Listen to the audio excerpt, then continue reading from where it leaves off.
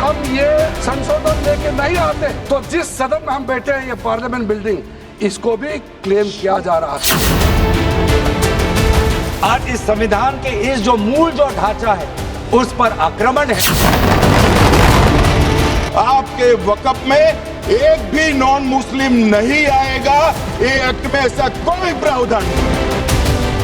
अब आपने रास्ता खोल दिया वक्फ प्रॉपर्टीज के ऊपर मुकदमों के लिए।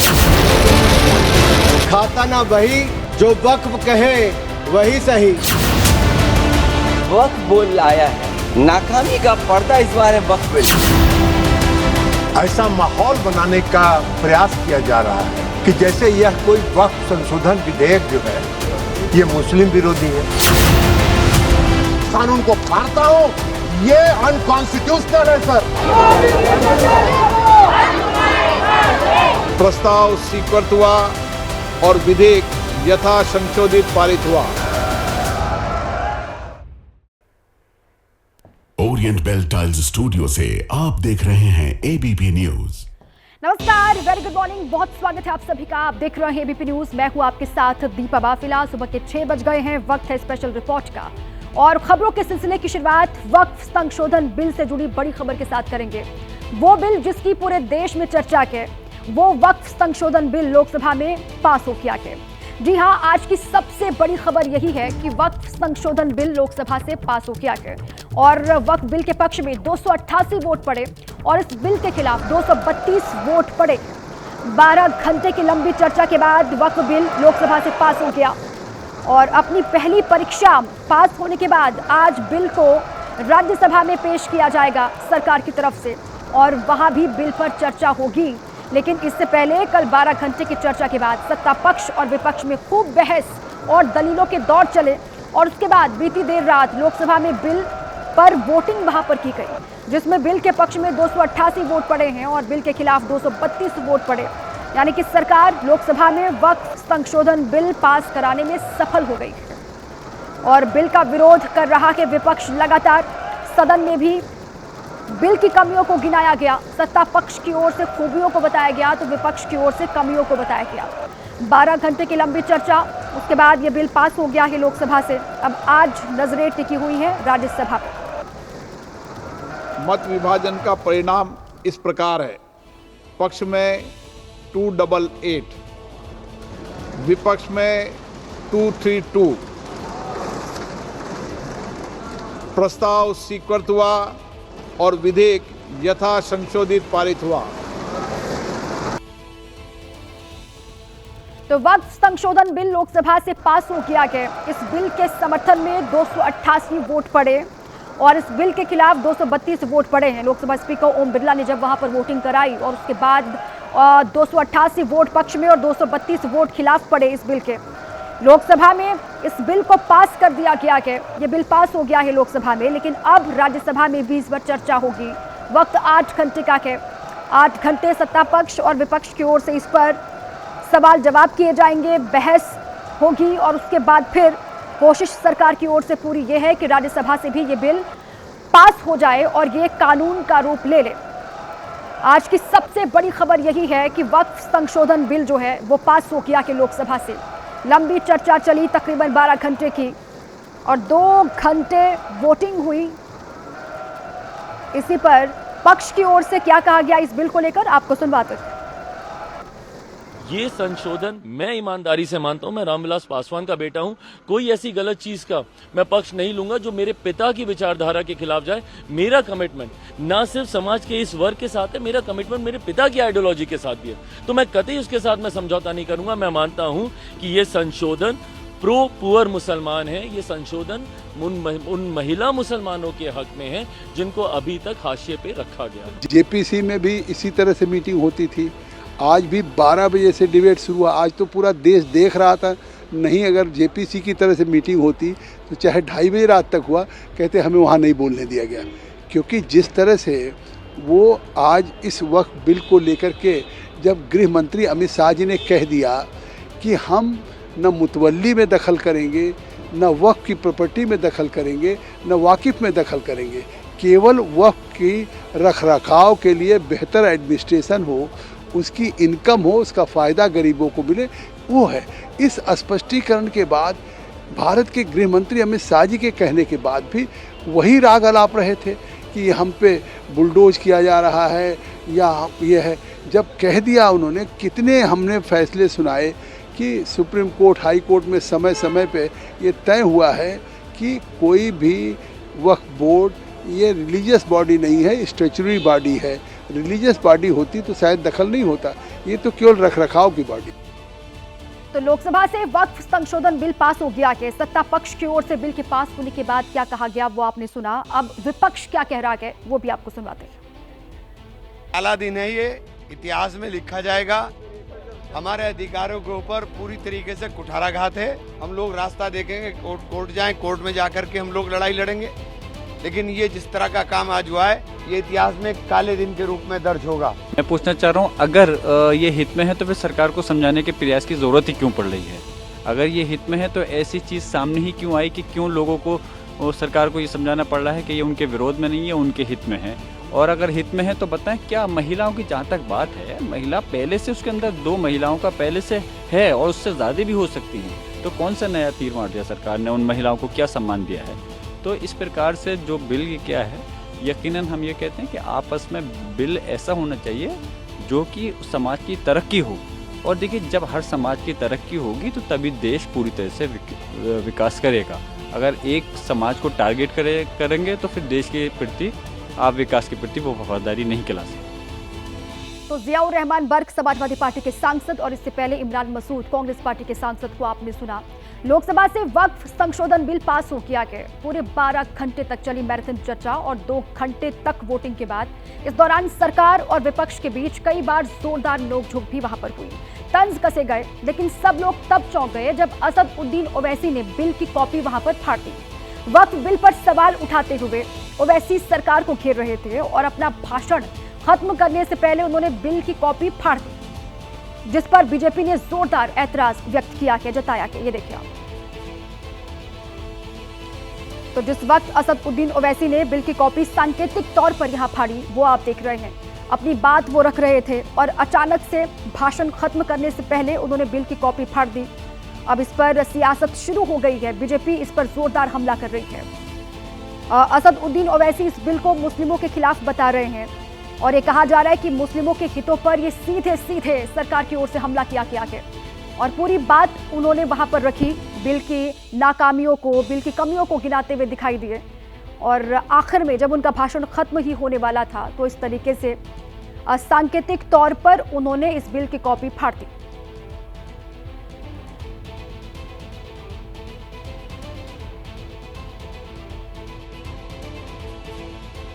ये बिल का मकसद सिर्फ मुसलमानों को जलील और रुस्वा करना है, मुसलमानों को दूसरे दर्जे का शहरी बनाने का इनका मकसद है।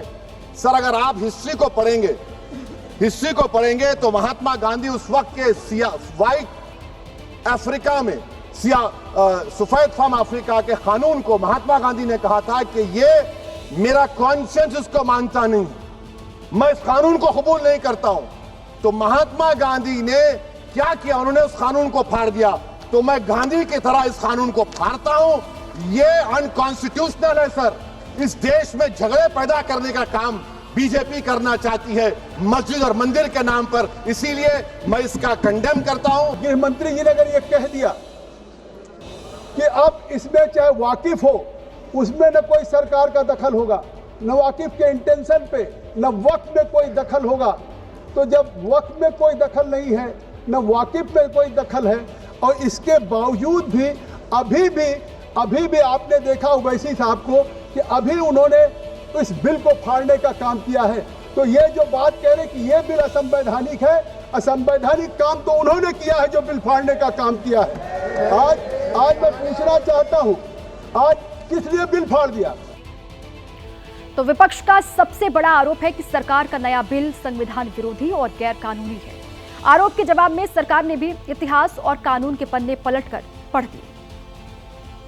ये बिल आज इस संविधान के इस जो मूल जो ढांचा है उस पर आक्रमण है, और इनकी जो पूरा जो भाषण था वो हमारे संविधान के इस मौलिक अधिकार पर हमारे संघीय ढांचे पर एक आक्रमण था। 1995 में व्यापक रूप से ये वक्फ एक बनी है, तो उस समय किसी ने नहीं कहा कि ये एक्ट अनकॉन्स्टिट्यूशनल है, किसी ने नहीं कहा उस समय ये अनलॉफुल है। आज जब हम उसी बिल को सुधार के ला रहे हैं, तब आपको ये अनकॉन्स्टिट्यूशनल, अनलॉफुल का ये शब्द इस्तेमाल करने का आपको ये नौबत कैसे आया, ये सोच क्यों आया? ये पूरी तरीके से संविधान विरोधी कानून है। साथ अनुच्छेद 14, अनुच्छेद 16, अनुच्छेद 26 और अनुच्छेद 25 का सीधे सीधे ओवरलैपिंग करने का काम करता है। मैं ये बताना चाहता हूं कि संविधान की दुहाई का जवाब मैं संविधान से ही दे रहा हूं। ये वक्त में जो संशोधन हो रहा है वो मौलिक अधिकार की धारा 15 में उसकी अनुमति मिलती है। आजकल संविधान की चर्चा होती है तो विपक्ष अक्सर उसकी लाल कॉपी लेकर कैमरे के सामने आ जाता है। कल भी संसद में यही हुआ। कांग्रेस के 2 नेताओं ने संविधान की कॉपी साथ रखकर सरकार को घेरना चाहा, तो जवाब में बीजेपी सांसद रविशंकर प्रसाद भी संविधान की एक कॉपी लेकर संसद आए थे। अयोध्या राम मंदिर में भी और आज के वक्त के संशोधन में भी मेरा एक ही मार्गदर्शक है, वो है भारत का संविधान। भारत का संविधान जो कहता है कि हमारा भारत में हर व्यक्ति को सामाजिक, आर्थिक और राजनीतिक न्याय, विचार, अभिव्यक्ति, विश्वास, धर्म और उपासना की स्वतंत्रता, यही संरक्षण दे रहा है हमें। ये बाबा साहब के सपनों का संविधान है कि उन्होंने देश के अंदर रहने वाले प्रत्येक नागरिक को, जो गरीब से गरीब नागरिक है, उसको वो अधिकार दिया जो सामने बैठे हुए हमारे प्रधानमंत्री को होगा, वो ये अधिकार बाहर सड़क पर बैठे हुए एक मजदूर को होने का काम होगा। सर, हम संविधान की हरी किताब लेकर के आए हैं जो संसद में रखी हुई है, तो मैं इसी को दिखाऊंगा आज। ये वक्फ बिल देश की खवातीनों के विकास के लिए, वक्फ में उनकी भूमिका के लिए ये कानून लाया जा रहा है, तो ये कानून गैर संवैधानिक कैसे हो गया भाई? लोकसभा में चर्चा के दौरान विपक्ष लगातार आरोप लगाता रहा है कि ये बिल मुसलमान विरोधी है, उनके खिलाफ एक साजिश है, तो सरकार ने भी जवाब देने में देर नहीं लगाई। बात यह कि वक्फ बिल के पीछे कि न तो नीति सही है न नियत, ये देश के करोड़ों लोगों से उनके घर दुकान छीनने की भी साजिश है। वक्फ बोर्ड का जो प्रावधान किसी मस्जिद, किसी मंदिर, किसी धार्मिक स्थल का व्यवस्था का कोई लेना देना नहीं है, ये सिंपली एक प्रॉपर्टी का मैनेजमेंट का विषय है। ये जो बार बार कह रहे हैं कि मुस्लिम में सदस्य, गैर मुस्लिम सदस्य शामिल होने चाहिए, नहीं होने चाहिए, वक्फ को मुसलमान समझता है, जानता है, इसकी जो जरूरत है उसको पहचानता है, इसलिए इस बात को कहा जा रहा है, वरना सारा प्रबंधन जो वक्फ बोर्ड का है वो तो सरकारों के ही हाथ में। आपका पुराना प्रावधान को हटा करके अब हमने कहा है कि वक्फ बोर्ड में शिया भी रहेंगे, सुन्नी भी रहेंगे, बोहरास भी रहेंगे, आगा खानिस भी रहेंगे, मुसलमानों में जो बैकवर्ड है, पिछड़े लोग हैं, वो भी रहेंगे, और संसद में महिला भी रहेंगे। तो लोकसभा में 12 घंटे की लंबी चर्चा हुई और इस बिल पर चर्चा के दौरान छुटपुट हंगामा तो हुआ, लेकिन हमेशा जैसा भारी डिस्टर्बेंस नहीं दिखाई दिया। वक्त पर चर्चा के दौरान संसद में शेरो शायरी भी हुई और हंसी मजाक के मौके भी देखने को मिले। नहले पर दहला मारने वाले अंदाज दिखे, ज्यादा तल्खियां इस बार नहीं दिखाई दी। ये बात कोई बदगुमान ना समझे, इस जमीन का दर्द कभी आसमान ना समझेगा। हमें उनसे वक्फ की उम्मीद कैसे कर सकते हैं जो नहीं जानते वक्फ क्या है। किसी की बात कोई। संसद में वक्फ पर शायरियों से भी वार पलटवार हुए। किरण रिजिजू ने अपने भाषण के शुरुआती 5 मिनट में ही एक शायरी पढ़ी। भाषण का अंत भी शायरी से ही किया। इसी लाइन के साथ मेरी हिम्मत को तो सराहो। देखिए मैं कितना हिम्मत के साथ बोल रहा हूँ। मेरे हिम्मत को तो सराहो, मेरे हमराही बनो, मैंने एक शम्मा जलाई है हवाओं के खिलाफ। मंत्री की शायरी के जवाब में एक शायरी विपक्ष की ओर से भी आई। दामन पे कोई दाग न खंजर पे कोई धब्बा, तुम नक्श करो हो या करामात करो। कुछ माननीय सदस्य बोलते बोलते विषय से भटक रहे थे। लोकसभा अध्यक्ष ने उन्हें टोका। इसलिए बात को इधर से उधर नहीं में ले जाना चाहता। अखिलेश जी जरा वक्त पे भी आ जाओ। अखिलेश यादव बीजेपी के अध्यक्ष पद के चुनाव पर भी बोले। जो पार्टी ये कहती हो कि दुनिया की सबसे बड़ी पार्टी है, अध्यक्ष महोदय वो अपना राष्ट्रीय अध्यक्ष नहीं चुन पाए अभी तक। अखिलेश के तंज का जवाब अगले ही पल आया, वो भी गृह मंत्री शाह की तरफ से।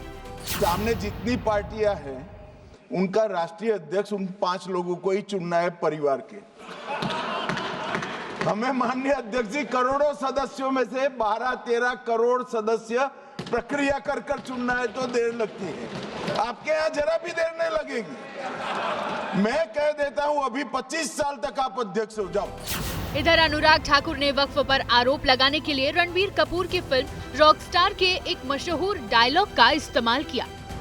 सर, एक कहावत है जो यहाँ पर बाहर कहा जाता है कि पता है यहाँ से बहुत दूर, पता है यहाँ से बहुत दूर, और गलत और सही के पार एक मैदान है। पता है यहाँ से बहुत दूर, गलत और सही के उस पार एक मैदान है। मैं वहाँ मिलूंगा तुझे, और अगर वक्फ का बस चला तो वक्फ की संपत्ति बन जाएगा। वक्फ पर लंबी बहस के दौरान दिए ये अलग अलग पल संसद की कार्रवाई में लाइमलाइट में रहे। देखिए, विपक्ष का एक और बड़ा आरोप ये है कि वक्फ बिल में जो भी संशोधन हुए हैं उसमें पूरी तरह मनमानी की गई है सरकार की तरफ से। विपक्ष की आपत्तियां नहीं सुनी गई तो सरकार ने आरोपों को गलत बताया कि जेपीसी में ये कहते हैं कि सबका इन्होंने राय सुना, लेकिन आपको भी पता है विपक्ष के द्वारा एक भी संशोधन को इन्होंने स्वीकार नहीं किया। ये किस प्रकार का? हमने भी बहुत से जेपीसी देखे हैं सर, ऐसा जेपीसी नहीं देखा जहां पर क्लॉज बाय क्लॉज डिस्कशन भी नहीं हुआ सर। वक्फ अमेंडमेंट जो बिल लाए हैं उसमें जेपीसी का कई रिकमेंडेशंस है जिसको हमने समर्थन किया है और एक्सेप्ट किया। हमने यहाँ इस बिल में लाया। इसलिए बोलना कि जेपीसी का आपका कमेटी का बात को माना ही नहीं है, आपका कमेटी का बात नहीं सुना गया है, वो गलत बात है सर। वक्फ के जो ड्राफ्ट करने वाले लोग थे, जो उन्होंने बिल ड्राफ्ट किया था, उनमें मैक्सिमम लोग वो थे जिनको वक्फ के बारे में जानकारी नहीं थी। और मैं एक बात बहुत दावे के साथ कहता हूं कि 90% लोग ये नहीं बता पाएंगे मुसलमान के अलावा कि पाकी और नापाकी क्या होती है, तो आप वक्फ को क्या जानेंगे? क्या है वक्फ? वक्फ कोई मुस्लिम संस्था है क्या? वक्फ एक तरह का ट्रस्ट है, जो ट्रस्ट मुसलमानों के हक में काम करने के लिए बनाया जाता है। तो वक्फ संशोधन बिल ने पहली परीक्षा लोकसभा में पास होकर पार कर ली है, लेकिन अब बारी राज्यसभा पर टिकी हुई है। राज्यसभा में आज ये बिल पेश किया जाएगा और कौन कौन से वक्ता होंगे सरकार की तरफ से? सुधांशु त्रिवेदी, बृजलाल, मेधा कुलकर्णी सरकार का पक्ष रखेंगे। ये सरकार के वक्ता के तौर पर अपनी बात रखेंगे इस बिल को लेकर। इसके अलावा श्रमिक भट्टाचार्य, राधा मोहन दास अग्रवाल, गुलाम अली वक्ता के तौर पर नियुक्त किए गए हैं जो सरकार का पक्ष राज्यसभा में रखेंगे। कांग्रेस के वक्ता होंगे अभिषेक मनु सिंघवी, नासिर हुसैन और इमरान प्रतापगढ़ी, जो कांग्रेस का इस पर क्या स्टैंड है वो क्लियर करेंगे। टीएमसी के वक्ता नदीमुल हक और सुष्मिता देव होंगे जो टीएमसी का पक्ष रखेंगे और इस बिल की खामियों को बताएंगे, क्योंकि टीएमसी लगातार इसका विरोध कर रही है। तो इस बड़ी खबर पर लगातार बनी हुई है एबीपी न्यूज की नजर। बात वक्फ संशोधन बिल की हम कर रहे हैं, वो बिल जिसकी पूरे देश में चर्चा के और इंतजार भी किया जा रहा था, वो संशोधन बिल लोकसभा में पास हो किया गया। आज की सबसे बड़ी खबर यही है कि वक्फ संशोधन बिल लोकसभा से पास हो गया है और अपनी पहली परीक्षा पास होने के बाद आज बिल को राज्यसभा में पेश किया जाएगा और वहां भी चर्चा होगी बिल को लेकर। लेकिन इससे पहले कल 12 घंटे की चर्चा हुई है लोकसभा में। सत्ता पक्ष और विपक्ष में खूब बहस हुई, दलीलों के दौर भी चले और उसके बाद बीती देर रात लोकसभा में बिल पर वोटिंग हुई और बिल के पक्ष में 288 वोट पड़े और बिल के खिलाफ 232 वोट पड़े। यानी सरकार लोकसभा में वक्फ संशोधन बिल पास करवाने में सफल हो गई है। बिल का विरोध विपक्ष लगातार कर रहा है और वैसे तो विपक्ष को शुरू से ही मोदी सरकार का वक्फ संशोधन विधेयक रास नहीं आ रहा, लेकिन वक्फ बिल की मुखालफत करने वालों का बड़ा विरोध इस बात को लेकर भी रहा कि जब वक्फ का मामला मुस्लिम समाज से जुड़ा हुआ है तो वक्फ की देखरेख और निगरानी करने वाली संस्था यानी वक्फ बोर्ड में गैर मुस्लिम मेंबर्स का क्या काम है। लोकसभा में ये बिल पास हो गया है, लेकिन आज पूरे देश की निगाहें टिकी रहेंगी राज्यसभा में, क्योंकि राज्यसभा में दोपहर 1 बजे से इस पर चर्चा शुरू होने वाली है और यहाँ पर भी वक्त निर्धारित किया गया है, तय किया गया है 8 घंटे का। 1 बजे से चर्चा की शुरुआत और चर्चा 8 घंटे चलेगी।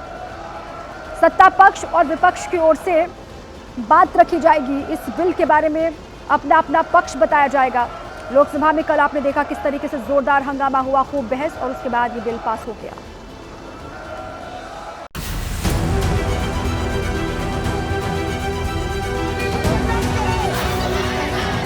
वक्फ का मुद्दा मजहबी है, वो भी मुसलमानों से जुड़ा हुआ, इसलिए वक्फ बिल जब से अस्तित्व में आया तब से पूरा विपक्ष लगातार यही सवाल उठा रहा है कि गैर मुस्लिमों को वक्फ बोर्ड का सदस्य बनाने का क्या मतलब है। सुनिए, मुझे रखवाई है ना जी, मुझे भी रखवा दीजिए ना अयोध्या वाले बोर्ड में, मैं भी राम भक्त हूँ।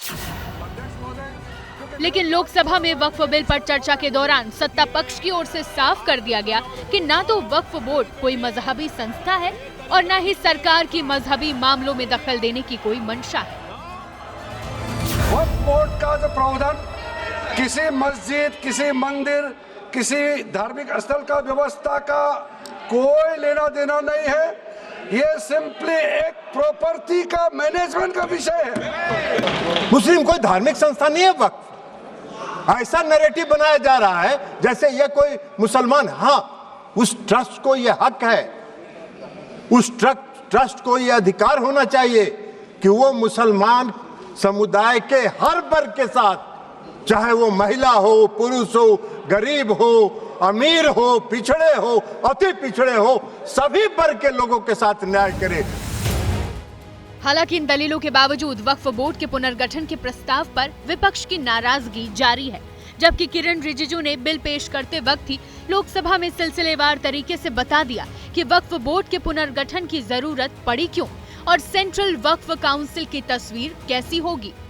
सर, जो वक्फ बोर्ड बने हैं हम उसको बहुत ही सेकुलर, इंक्लूसिव बनाना चाहते हैं।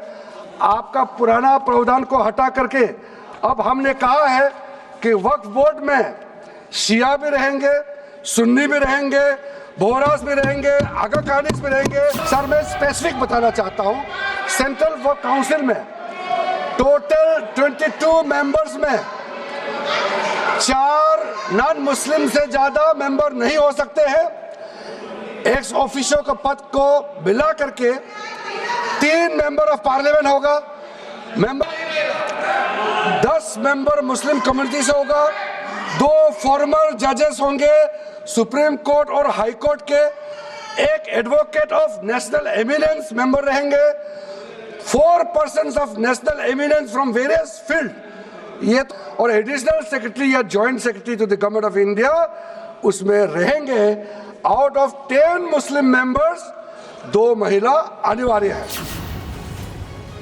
वक्फ बोर्ड में संशोधन होने से सिर्फ सेंट्रल वक्फ काउंसिल ही नहीं बल्कि राज्यों के वक्फ बोर्ड में भी बड़ा बदलाव हो जाएगा। स्टेट बोर्ड में आउट ऑफ 11 मेंबर्स 3 से ज्यादा नॉन मुस्लिम नहीं हो सकता है। एक्स ऑफिसर को मिलाकर के 1 chairperson, 1 MP, 1 MLA, 4 members from Muslim community, 2 members with professional experience, 1 member of Bar Council and Joint Secretary to the state government dealing with work matters. Out of 4 Muslim members, 2 shall be women. वक्फ संशोधन bill को लेकर मोदी सरकार का सबसे बड़ा तर्क यही है कि बदलाव के बाद बरसों से वक्फ बोर्डों में फैला भ्रष्टाचार खत्म होगा। इससे वक्फ प्रॉपर्टी मैनेजमेंट में पारदर्शिता आएगी। वक्फ की गई प्रॉपर्टी का रजिस्ट्रेशन करवाना जरूरी होगा। सेंट्रलाइज्ड पोर्टल में वक्फ संपत्तियों का मैनेजमेंट होगा। औकाफ लिस्ट 90 दिन में पोर्टल पर अपडेट करनी होगी। प्रॉपर्टी वक्फ की या नहीं राज्य के अधिकारी तय करेंगे। वक्फ ऑडिट में केंद्र अपने अधिकारी भी शामिल कर पाएगा। मुतवल्लियों को 6 महीने में संपत्ति का ब्यौरा देना होगा। इसके अलावा विवाद होने पर 90 दिनों में कोर्ट में अपील की जा सकेगी। वक्फ ट्रिब्यूनल में विवाद निपटारे में तेजी लाई जाएगी।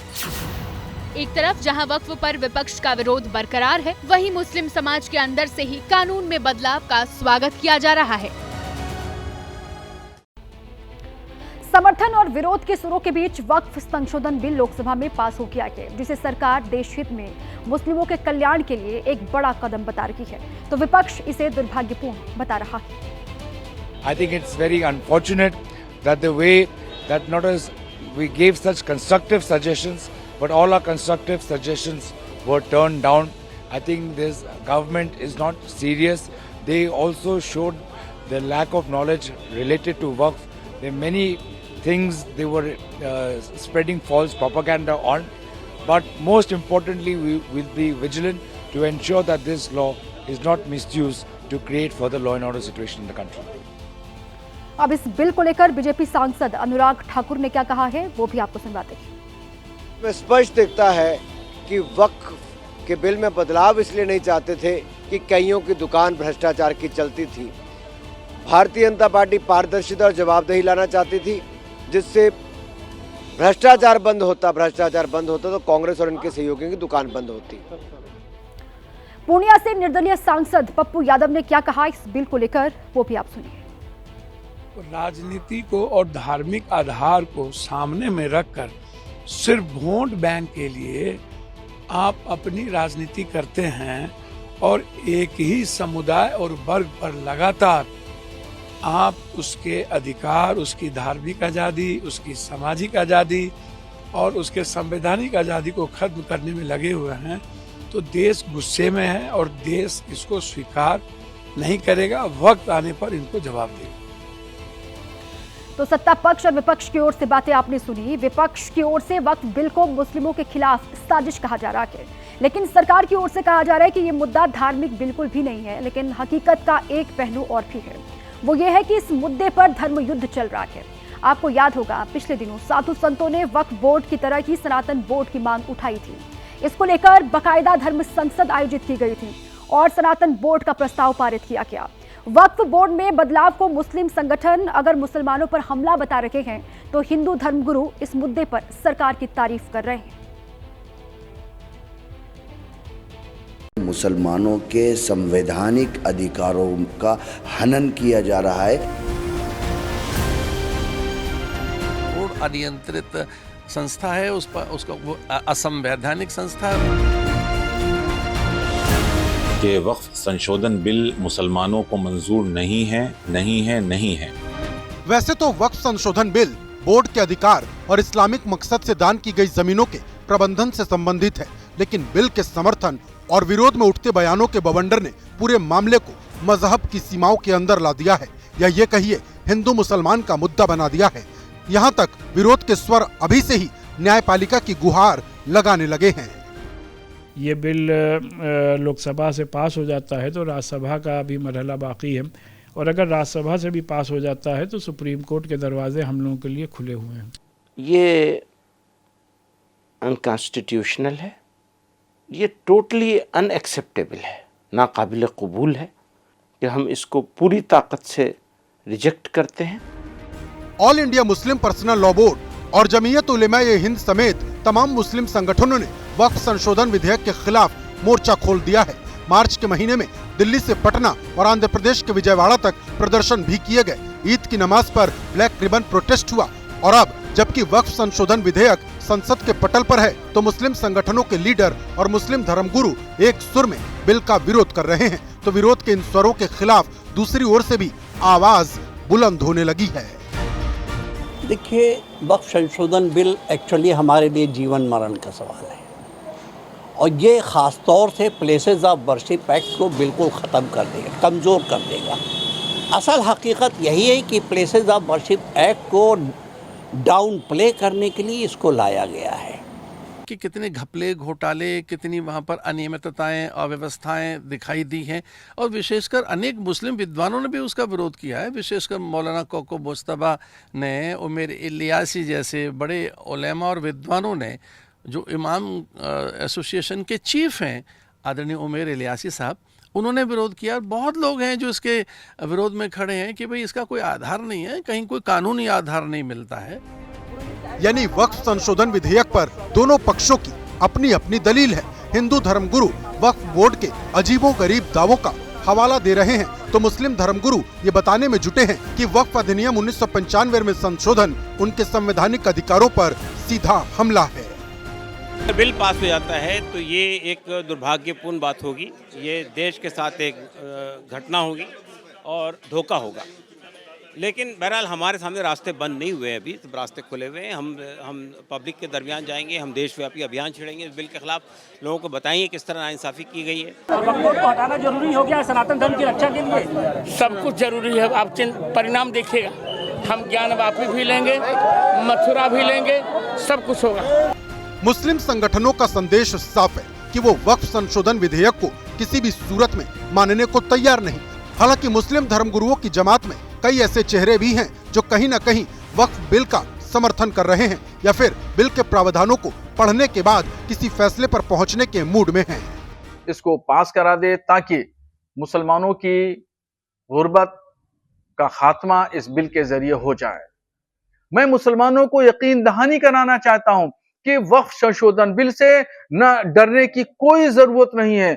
मस्जिदों को, मदरसों को, खानकाहों को, ईदगाहों को, कब्रिस्तानों को कोई खतरा लायक नहीं है, बल्कि इससे और तरक्की मिलेगी। कि जो बिल पास हो रहा है तो उसके अंदर हमारे सुझावों को रखा गया है कि नहीं रखा गया। अगर नहीं रखा गया है तो कॉन्स्टिट्यूशन के दायरे में रहते हुए, अपने संविधान के दायरे में रहते हुए हम देखते हैं हम क्या कर सकते हैं। हम सरकार से पुनः विचार की अपील करेंगे, नहीं तो फिर अदालत उज़्मा का दरवाज़ा है सुप्रीम कोर्ट का, उस दरवाजे को हम खटखटाने की कोशिश करेंगे। वक्फ संशोधन विधेयक पर हर किसी की अपनी अपनी दलील है। एक दलील कथावाचक धीरेन्द्र शास्त्री की भी है और ये दलील बिल का विरोध करने वाले मुस्लिम धर्मगुरुओं को चुभने वाली है। जहां बरसात नहीं होती है वहां की फसलें खराब हो जाती हैं, जहां सनातन के संस्कार नहीं होते हैं वहां की नस्लें खराब हो जाती हैं। फिलहाल वक्फ संशोधन विधेयक को अभी राज्यसभा में पेश किया जाना बाकी है, जहां पास होने के बाद ही विधेयक को मंजूरी के लिए राष्ट्रपति के पास भेजा जाएगा और राष्ट्रपति की मंजूरी मिलने के बाद संशोधन विधेयक वक्फ एक्ट 1995 की जगह लेगा। यानी वक्फ एक्ट में संशोधन का रास्ता अभी लंबा है और तब तक समर्थन और विरोध में उठ रही आवाजों का शोर थमने वाला बिल्कुल नहीं।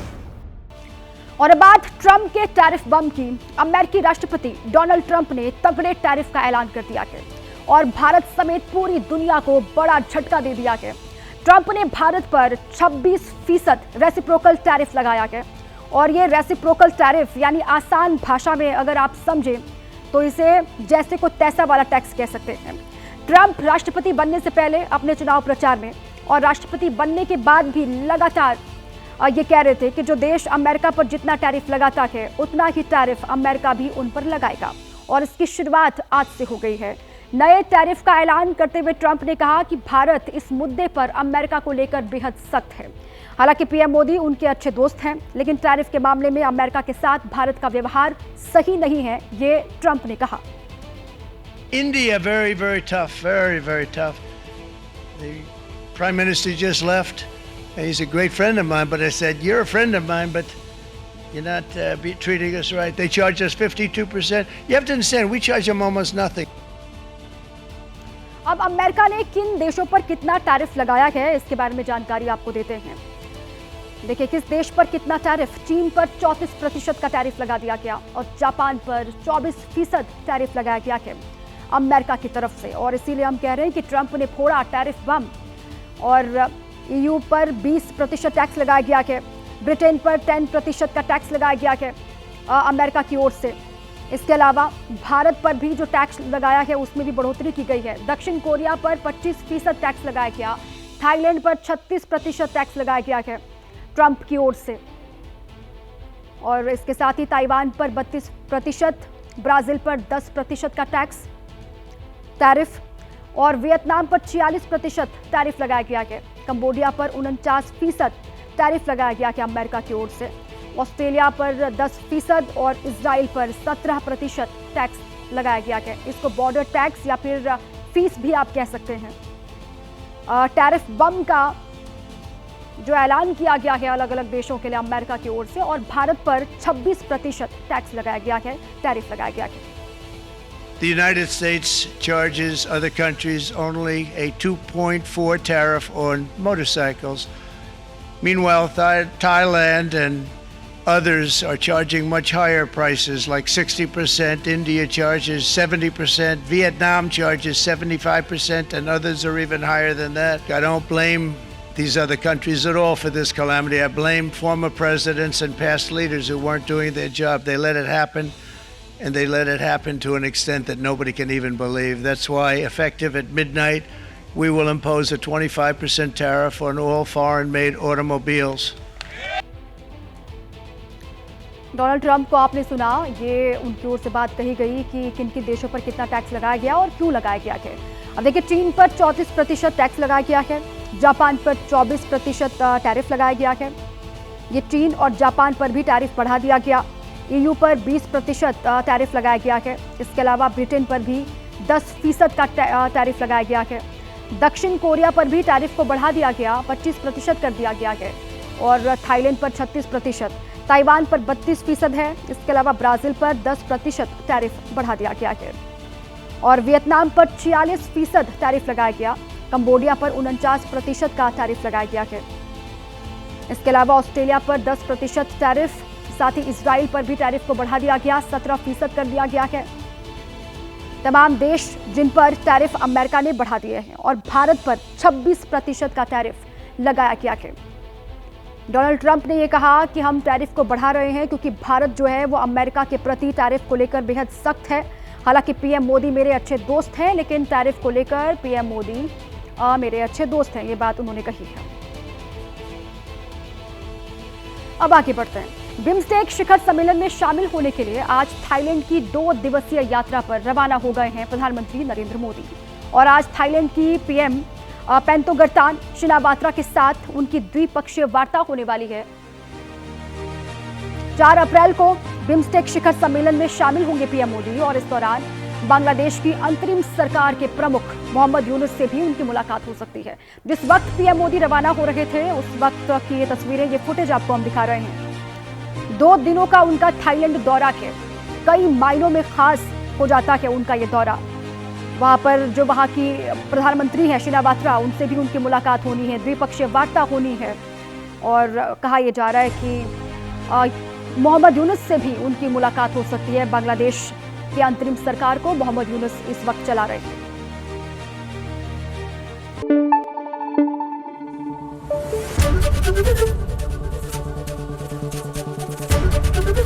ABP न्यूज आपको रखे आगे।